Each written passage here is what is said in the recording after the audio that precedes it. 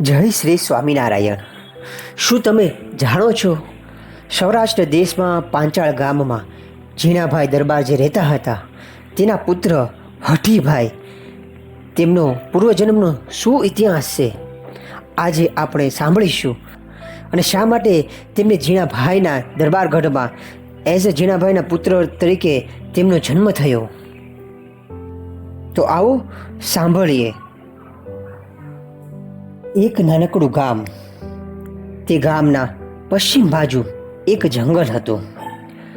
એક વડના વૃક્ષમાં એક ભયંકર ખવીસ રહેતો હતો.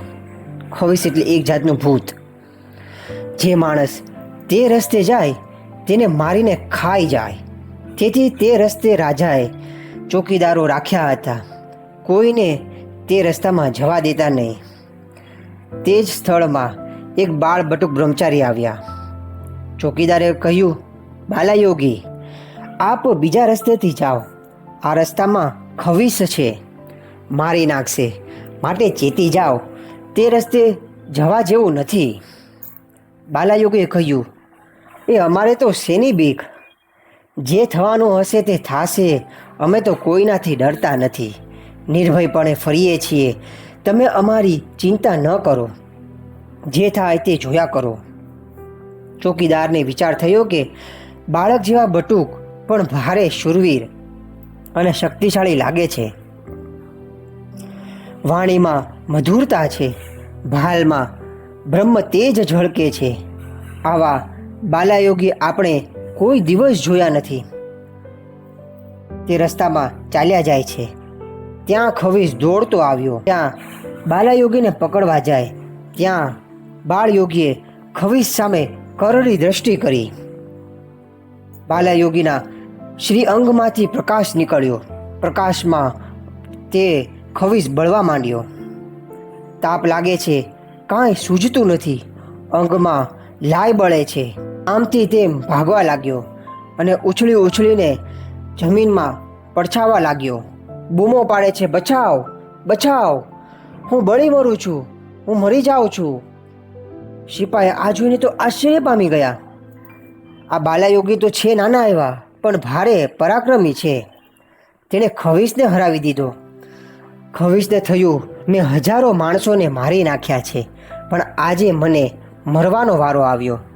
પોક મૂકીને ખૂબ રડે છે અને પસ્તાવાનો પાર નથી. જેણે આ ખવીસને મારેલો તે બાળયોગી બીજું કોઈ નહીં, પ્રભુ શ્રી નીલકંઠ વર્ણી હતા. પ્રભુની કૃપાથી સદબુદ્ધિ આવી, તેથી પ્રભુને શરણે આવ્યો.